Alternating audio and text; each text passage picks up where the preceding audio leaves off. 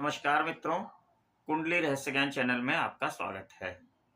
जैसा कि इस चैनल के माध्यम से आप लोगों को ज्योतिष के संबंध में जानकारी दी जा रही है, जिससे कि आप वीडियो को देख देख के स्वयं से ज्योतिष के बारे में जानकारी हासिल करें और फिर अपनी कुंडली का विवेचन करना सीखें। हम लोग उस कड़ी में अब काफी आगे आ चुके हैं। जैसा कि पूर्व की वीडियो में आपको जानकारी दी गई है, तो मुझे पूरी उम्मीद है कि वह जानकारी से आप लोगों ने बहुत कुछ सीखा होगा। और आज से हम एक नई सीरीज शुरू कर रहे हैं। प्रत्येक लग्न में लग्नेश जो होते हैं उनका कुंडली के 12 भाव में जाने पर क्या क्या प्रभाव पड़ता है, जातक को किस प्रकार के फल मिलते हैं।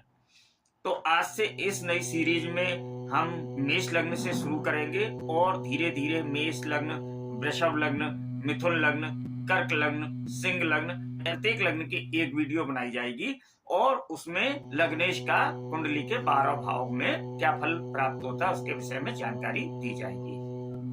तो वीडियो शुरू करने से पहले एक आपसे छोटा सा अनुरोध है। यदि मेरे द्वारा दी गई जानकारी आपको समझ में आती है, आपको पसंद आती है, आपको अच्छी लग रही है, तो वीडियो को लाइक कीजिएगा, वीडियो को शेयर कीजिए, जिससे कि यह जानकारी और लोगों तक पहुंचे और लोग उसका फायदा उठाएं। और चैनल को सब्सक्राइब कीजिएगा, उससे मेरे को भी बड़ी प्रसन्नता मिलेगी। आप लोगों का प्यार और सहयोग मेरे साथ बना रहेगा। तो आइए वीडियो शुरू करते हैं। मित्रों, अब तक आप लोग ये तो जानकारी प्राप्त कर ही चुके हैं कि कुंडली के कुल 12 भाव होते हैं। 1 2 3 4 5 6 7 8 9 10 11 12। अब आज आप देख रहे होंगे कि प्रत्येक भाव में दो नंबर लिखे हुए हैं। एक नंबर हिंदी में लिखा हुआ है और एक नंबर जो है वह अंग्रेजी की वर्ण में लिखा हुआ है। तो क्या है, ये प्रथम भाव होता है, आपको मालूम ही है। द्वितीय भाव ये तो अभी बताया ही है और ये आप पूरी जानकारी आपको होगी। अब ये चीज है कि अगर प्रथम भाव में जो नंबर लिखा होगा, तो प्रथम भाव क्या होती है, लग्न। यहाँ पर जो नंबर लिखा होगा और उस नंबर की राशि का जो स्वामी होगा वह क्या कहलाएगा, लग्नेश। और उसी लग्नेश के कुंडली के 12 भाव में जाने पर, प्रथम भाव में लग्नेश बैठा होगा आपकी कुंडली में तो क्या फल देगा, द्वितीय भाव में विराजमान होगा तब उससे आपको कैसे फल मिलेंगे, तृतीय भाव में विराजमान होगा तो कैसे फल मिलेंगे, इसी विषय पर यह वीडियो बनाई जा रही है। तो आज हम, जैसा कि हमने आपको बताया, मेष लग्न से प्रारंभ करते हैं। अब जो हिंदी में लिखा हुआ है वो तो भाव है, इसकी ओर आपको ध्यान नहीं देना है। जो ये ग्रीन कलर से लिखे हुए हैं ये राशि लिखी हुई है। अब एक नंबर से लग्न में एक नंबर जिसकी भी लिखा हुआ है, यानी कि क्या हुआ, लग्न हो गई मेष और मेष लग्न हो गई मेष और मेष लग्न के स्वामी होते हैं मंगल देव। अब इस कुंडली को हम क्या कहेंगे कि यह कुंडली मेष लग्न की है, यहाँ एक नंबर लिखा हुआ है। अब लग्नेश हुए मंगल देव। अब मंगल देव कुंडली के इन 12 भाव में जिस भाव में जिस जातक के विराजमान होंगे वह कैसा फल देंगे या उनसे कैसा फल प्राप्त होगा, ये हम इसकी जानकारी प्राप्त करेंगे। मुझे ये भी उम्मीद है कि अब तक आप सभी राशियों के और उनके स्वामियों के, ग्रहों के कारकत्व के बारे में, उनके सभी चीजों के बारे में थोड़ी थोड़ी जानकारी हासिल कर चुके होंगे। तो उसको स्मरण करते रहिए, क्योंकि वह कुंडली विवेचन में सबसे महत्वपूर्ण है। क्या हमको क्या लाभ मिलेगा, क्या नुकसान होगा, तो इन चीजों के लिए उसका स्मरण रहना बहुत ही आवश्यक है। उसका आप समय समय पर थोड़ा थोड़ा रिवीजन करते रहिए। अब मान लीजिए किसी कुंडली के प्रथम भाव में एक नंबर लिखा है और यहीं पर मंगल देव विराजमान हो जाते हैं। लीजिए मंगल देव प्रथम भाव में, यहाँ पे मंगल देव विराजमान हो गए। अब क्या हुआ कि लग्नेश स्वयं अपने ही घर में विराजमान हो गए। अब मंगल देव साहस के, हिम्मत के बहुत ही बलवान ग्रह हैं। और लग्न क्या है, आपका शरीर है, आपकी आत्मा है, पूरा शरीर ही यहां से देखते हैं।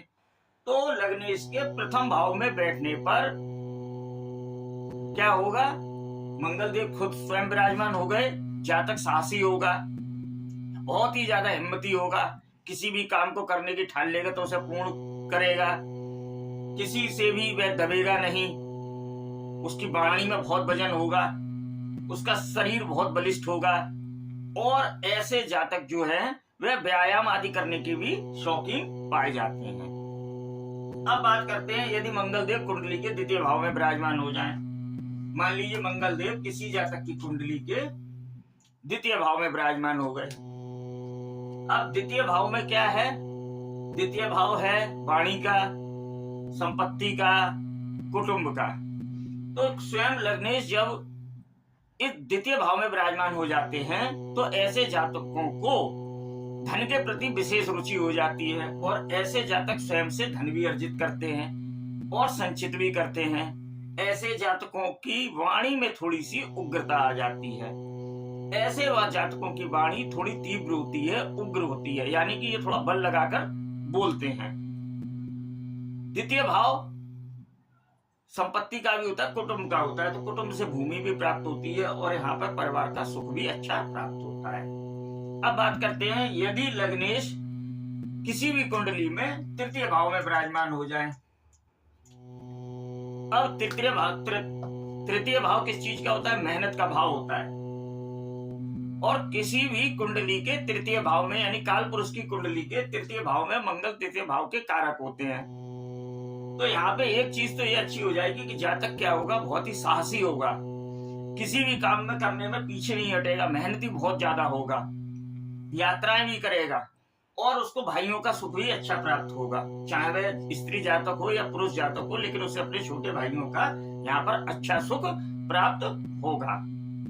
अब बात करते हैं यदि लग्नेश कुंडली के चतुर्थ भाव में विराजमान हो जाते हैं।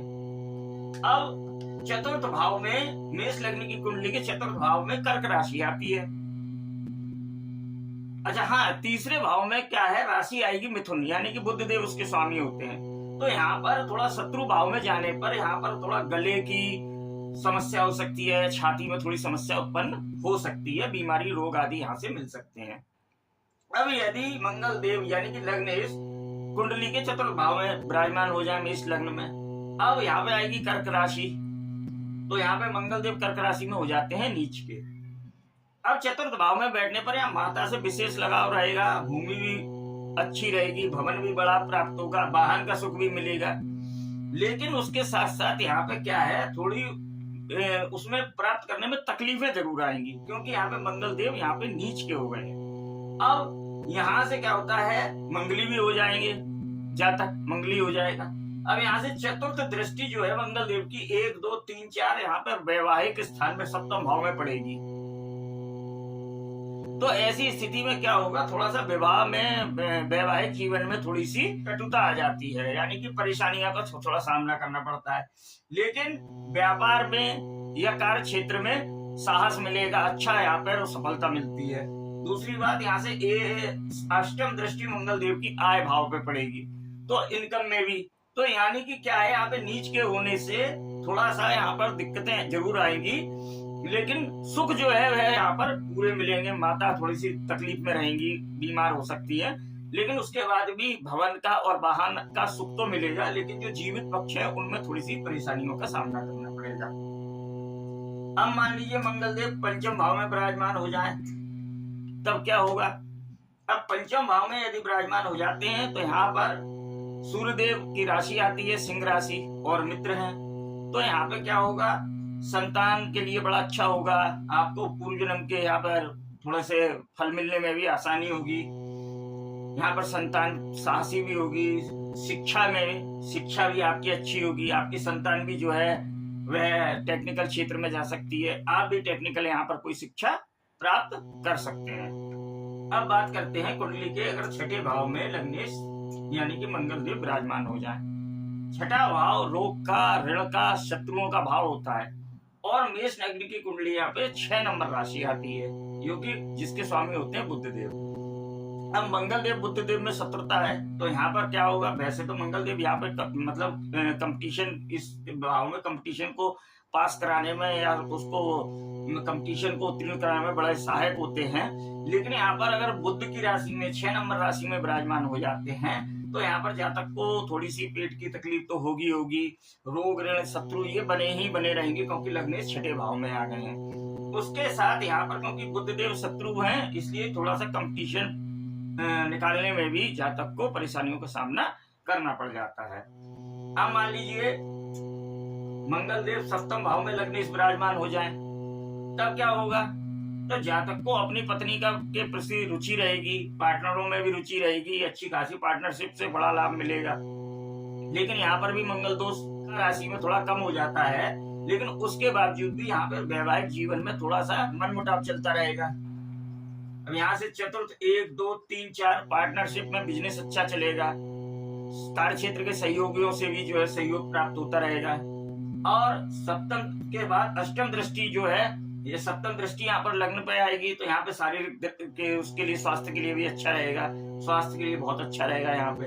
अब अष्टम दृष्टि आएगी जो है वो कुंडली के द्वितीय भाव पर, तो यानी कि ऐसे व्यक्तियों को अपनी पत्नी से भी धन लाभ भी होता है, यानी कि पत्नी जो है वह अर्जन करने वाली भी आ सकती है, विवाह में धन की प्राप्ति हो सकती है।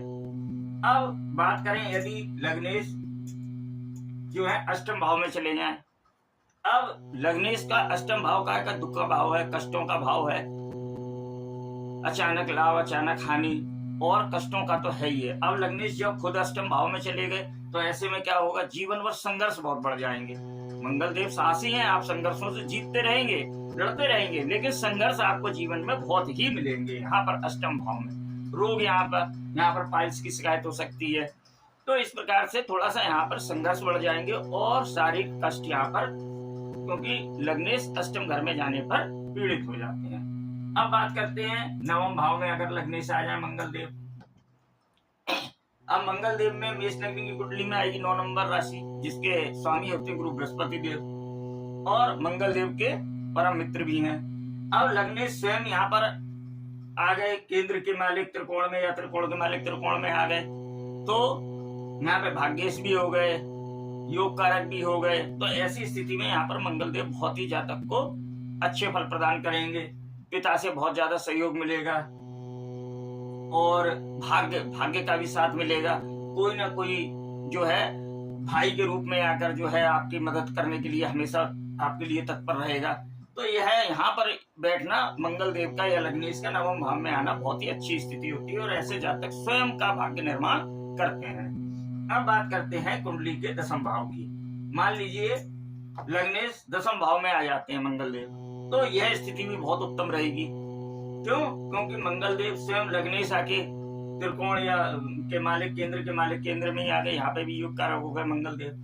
तो यहाँ पर बहुत ही साहस रहेगा, बहुत ही मेहनत से अपना काम करेगा, जो भी जातक होगा बहुत उसमें उन्नति प्राप्त करेगा और जो है कोई ना कोई उसको भाई के रूप में यहाँ पर हमेशा मदद के लिए भी तैयार रहेगा। यानी कि लग्नेश का दसम भाव में जाना बहुत ही उत्तम स्थिति होती है और ऐसे जातक अपने पिता के कार्य को या पिता जिस क्षेत्र में होते हैं उस क्षेत्र में अधिक उन्नति करते हुए देखे जाते हैं। अब बात करते हैं कुंडली के एकादश भाव में यदि लग्नेश विराजमान हो जाए।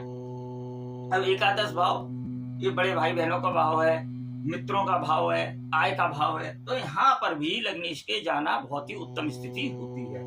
अब मंगल देव यदि यहाँ पे हो जाते हैं तो आपके मित्र जो है आपके भाई समान होंगे, आपको उनसे बहुत ही जो है अच्छा लाभ प्राप्त होगा। और स्वयं जब यहाँ पे मंगल देव 1, 2, 3, 4 धन भाव को देखेंगे चतुर्थ दृष्टि से, तो जो इनकम है से आप धन भी संचित करेंगे, कुटुंब के लिए भी करेंगे, यहाँ से अपनी आय से भूमि को भी अर्जन कर सकते हैं। यानी कि लग्नेश का एकादश भाव में जाना भी उत्तम स्थिति होती है। अब यदि लग्नेश द्वादश भाव में विराजमान हो जाए, अब द्वादश भाव का बीमार अस्पताल का भाव होता है, जेल का भाव होता है, मोक्ष का भाव होता है, खर्चों का भाव होता है, हानि का भाव होता है। अब लग्नेश स्वयं जो है वह खर्च के भाव में चले गए, तो ऐसी स्थिति में क्या होगा? यहाँ पर शारीरिक कष्ट होंगे, बार बार अस्पताल जाना पड़ सकता है, एक्सीडेंट हो सकता है। एक्सीडेंट जो है अष्टम स्थान में भी आने पर हो सकता है और यहाँ पर भी आने से जातक को कई बार अपने जीवन में अस्पताल जाना पड़ सकता है। तो इस प्रकार हमने देखा कि केवल छठे भाव, 8वें भाव, 12वें भाव में थोड़ा ज्यादा पीड़ित होंगे, तृतीय भाव में थोड़ा सा रोग जरूर प्राप्त हो सकते हैं, लेकिन साहसी रहेगा और सब रहेगा। और इस प्रकार से मंगल देव का कुंडली के 12 भाव में क्या क्या प्रभाव जातक को मिलता है उसका हमने विवेचन करना सीखा। लेकिन इसके साथ ही एक महत्वपूर्ण चीज ये भी है कि यह सब हमने सार्वभौमिक स्थिति के हिसाब से, काल पुरुष की कुंडली के हिसाब से आपको बताए हैं। आपकी कुंडली में लग्नेश जहां पर भी, मान लीजिए मंगल देवी है आपके लग्नेश, लेकिन वो जहां पर भी विराजमान है तो ये फल तो मिलेंगे।